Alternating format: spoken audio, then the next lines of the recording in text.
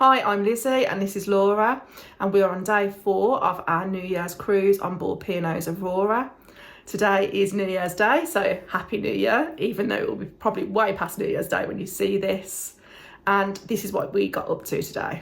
There is still another day left of this cruise where we're due to visit Bruges, so if you don't want to miss it, make sure you subscribe to our channel. This morning we have had a little bit of a lie-in. Well, it wasn't really a lie-in considering we didn't go to bed till 4:30, but we woke up about 11 o'clock and guess what? There's no aircon in the cabin. So once again, we can barely breathe. We headed back down to reception again. This time we spoke to the customer service manager and he advised us that the cabin that they were going to give us to get ready in last night is still empty and that we could use it for sleeping in, basically. So he said what he would do is get those keys sorted for that cabin and get them delivered back to our cabin so that we can have those and go and find that room and have a little look at it whenever we're ready. They also said that we wouldn't need to pack up our stuff because as there's only 2 days left of the cruise, it seems a little bit pointless to do that, and that we would be able to have access to both of the cabins. We just headed down to Champions then and just sat and had a Pepsi Max in there. We were in need of a soft drink after the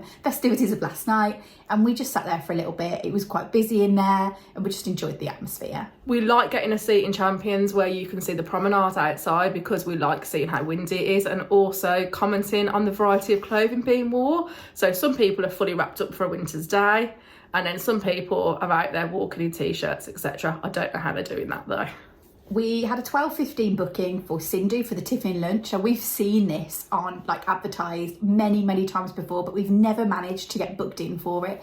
So as soon as we saw it on the app, we jumped in there and got booked in as soon as we could. So we were heading up there so that we didn't miss our slot. The Tiffin Lunch is different than the normal menu in Sindhu. Essentially, there's 6 small dishes you can choose from. For one dish, it's £2.25. For 2 dishes, it's £4.25. And you can have 3 dishes for £5.95. And you sort of select your own to make up your own tiffin. There is also a choice of 3 desserts, which are £1.95 each. We both decided to have 3 dishes each. So I had the prawns, the beef stir fry, and the chicken wings. And I also had the prawns and chicken wings, but I had the mini dosa with mine, which were like small pancakes, which were really nice. Neither of us had a dessert. We really enjoyed the lunch. It was smaller plates, as you will have seen.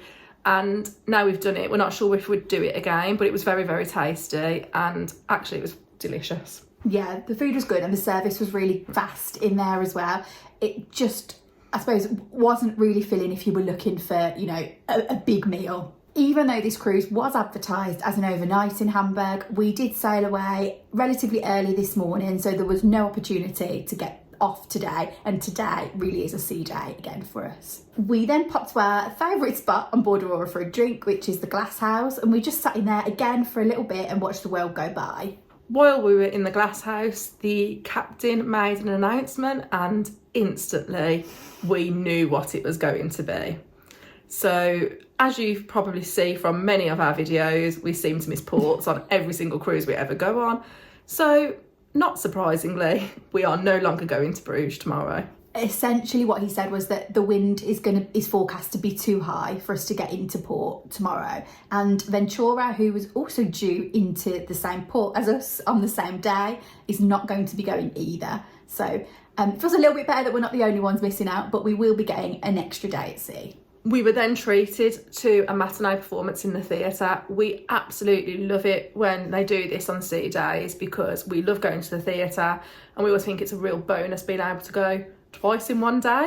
So Laura Magann sang for a second time and we really enjoyed the performance that she put on. While we were sort of sitting around the ship, we noticed that there was an extra charge on our onboard account. Now, because we have the deluxe drinks package on this cruise, we haven't ordered anything to drink that isn't covered by that package, and we both had a charge each separately for, I think it was £10.45 from last night in Masquerade. So we assume this is just an error where somebody hasn't cleared off that we've got the drinks package on the account. So again, we had to go back to reception to have this resolved. When we got to reception, the reception manager saw us there and she said, "Oh, I was just about to sort your cards out and drop them off at the cabin. I can just give them here to you now." So she sorted the cards out while we were there and handed them over to us. and told us where the cabin was. The Tiffin Lunch hadn't really filled us up, so we decided to pop back out to the grill, and we just grabbed a burger just for something to tide us over, because we got late dining. It was still quite a while until we had dinner. We then went to explore the new cabin, which was D102. Now, it's right at the front of the ship, the most forward cabin you can possibly get on D-deck, and very bizarrely, it's an inside cabin but on the outside of the ship, if that makes sense.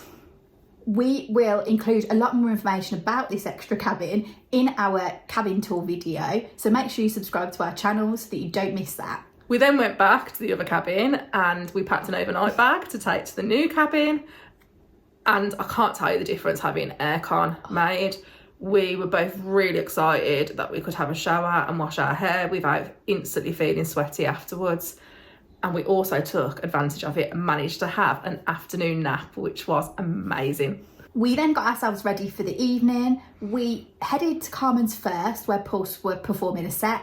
We spent a little bit of time in there, enjoying their performance and enjoying watching everybody dance. And then we headed up to the Crow's Nest for a drink. We then headed down to our 8:30 sitting at dinner and had as an enjoyable night as we have on all the other evenings on board.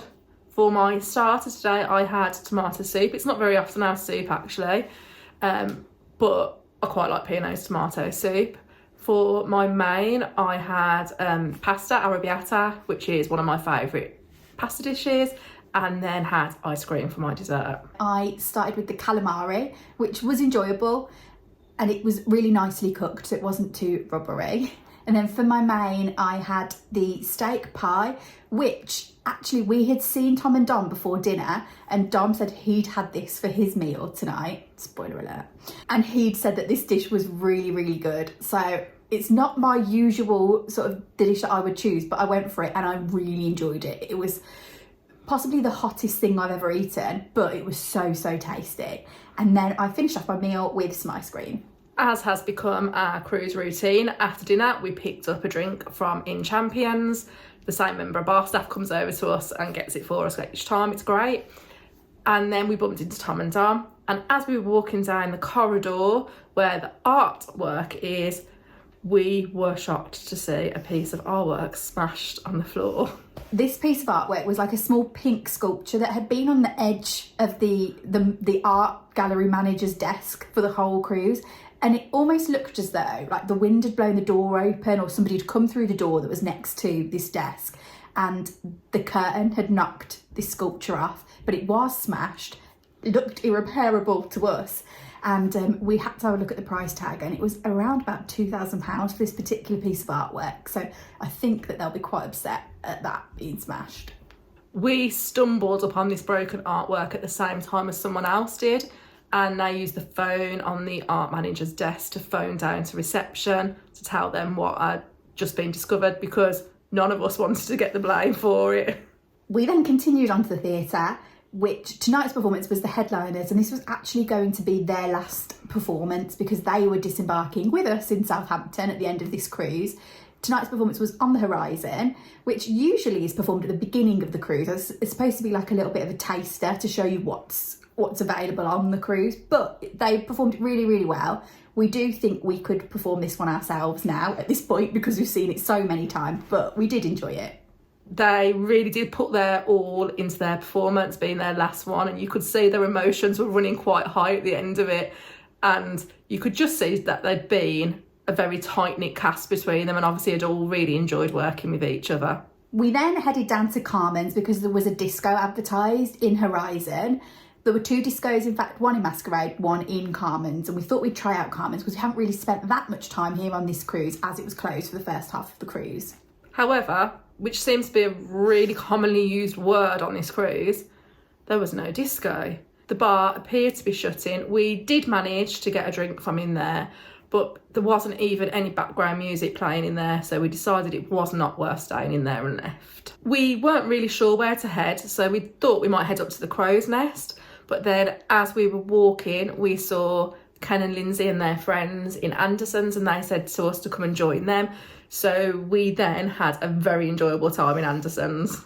We sat in Anderson's for quite a while, enjoying just chatting really and talking about how much fun we'd had on the cruise.